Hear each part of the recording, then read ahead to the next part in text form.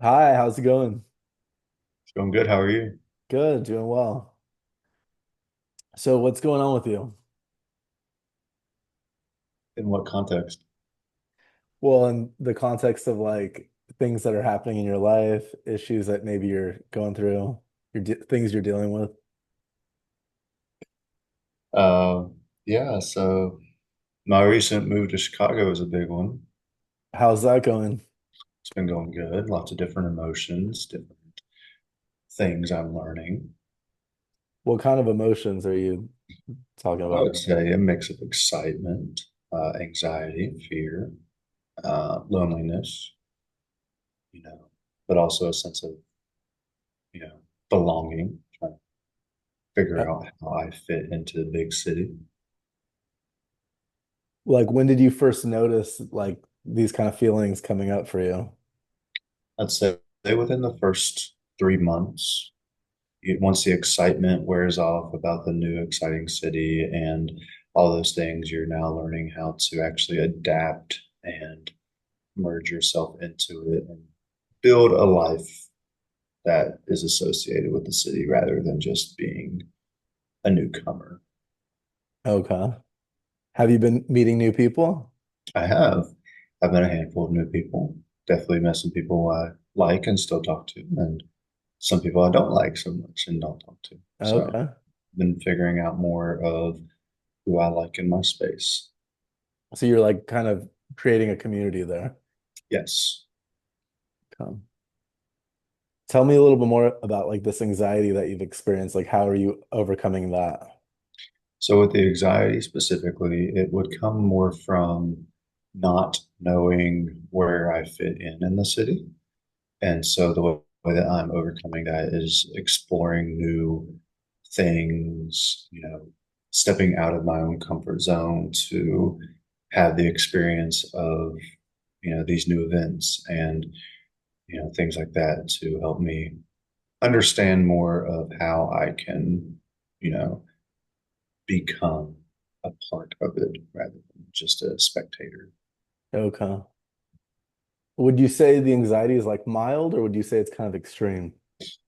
I would say it's probably more extreme than I allow it to allow myself to process it to be. I think Okay. I downplay it and try to resonate with it and kind of give an excuse for what I'm feeling before I can actually feel it. And so, you know, while that is good to some degree, you also do want to feel that, you know, anxiety to its extent to understand just how much it's actually impacting you. Right. So we can, because we've kind of called it like extreme anxiety, can we just like separate that out? Imagine it like separate than who you are. How would you like describe it if you were describing a person, that extreme anxiety? So describing, I guess, like the symptoms and things of that anxiety, No, I mean or like if you were going to personify it as a person, like what would that look like to you? that person would be small, um, nervous, very hesitant, um, maybe like shaky kind of way. Yeah. Okay. Like in the past, when you've dealt with extreme anxiety, how did you work through that?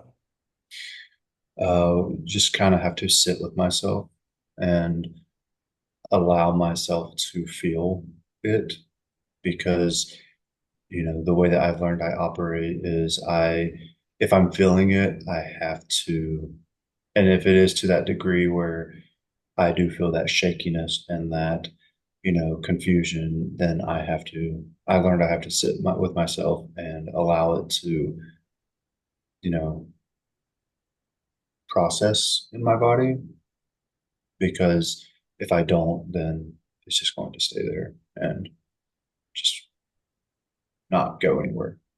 Okay. So if you were like, so basically you resist letting it take over and keeping you from doing things. I think I try to resist it, but I'm trying to become more embracing of it. Not necessarily, I wouldn't say I wouldn't embracing, but not enabling, I guess is a good way to say it. Like whenever I feel it, try to feel it and understand why I'm feeling it so that it can process rather than, but I'm not making like the excuse for it. Like I'm just letting it be its own thing. So you kind of like let it run its course, like kind of like a wave or something, Yeah. Yeah. kind of wash over you.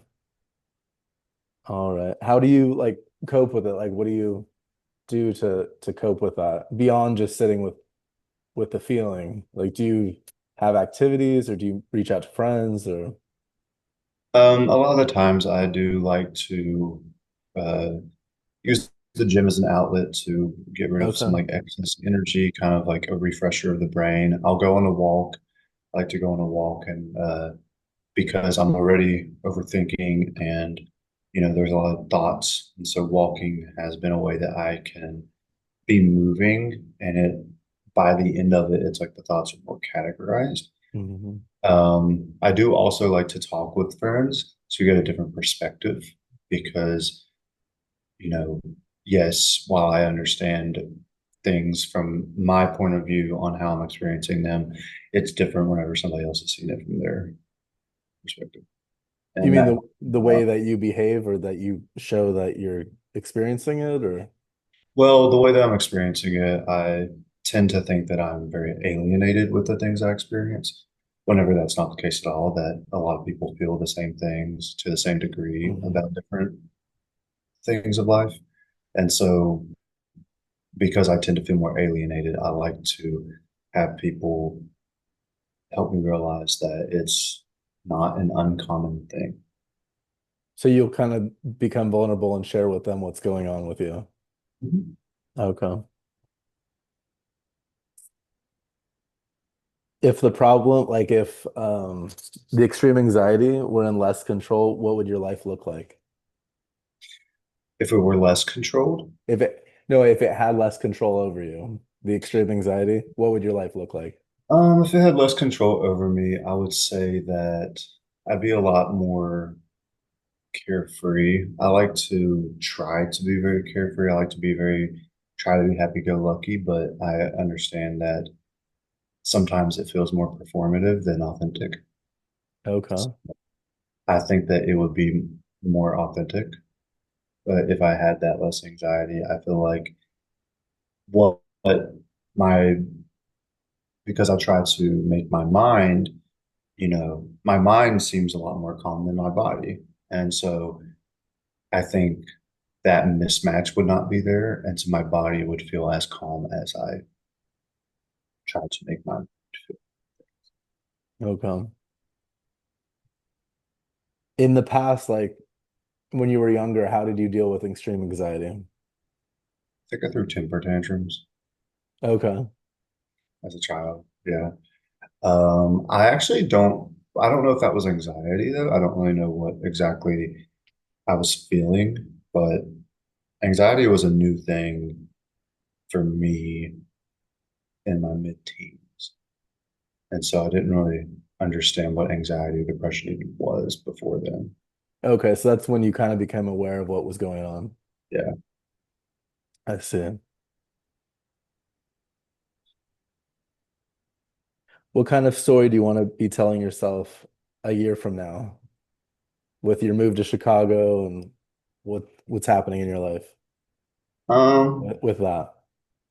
I'd like to tell myself that, um, don't feel so alienated and trust yourself. You're very, uh, you're very vigilant. You're hyper vigilant almost to an extreme. But because of that, you, you are good at knowing what to expect in a reasonable way. And so trust your gut more, trust yourself more. Um, you know, you're not, things are not as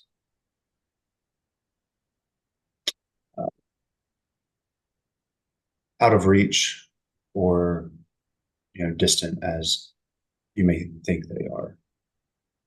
Okay.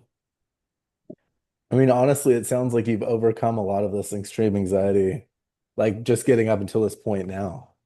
Yeah, I feel like I have. I feel like now the battle is trying to, like I said, try to match my body with my mind. My body seems to hold on to stress and anxiety more than my mind does, and so I'm trying to figure out how to mend that disconnect. So you mean like match your feelings to what's happening physically around you? Correct. Yeah. Okay. I mean, honestly, like I'm excited for the new like life you're creating there for yourself in Chicago. Like I feel like things are moving in the right direction. Mhm. You're very self-aware of like kind of what's happening with your feelings and like physically and emotionally what's happening and where you want to go and the life you want to create there. Mhm. Like to expand a little bit more upon that. So currently you live in an apartment, right? Mhm. How would you like your life to look moving forward? Like, do you see like somebody coming into your life or like moving to another place in the city, or how does that Yeah, I do.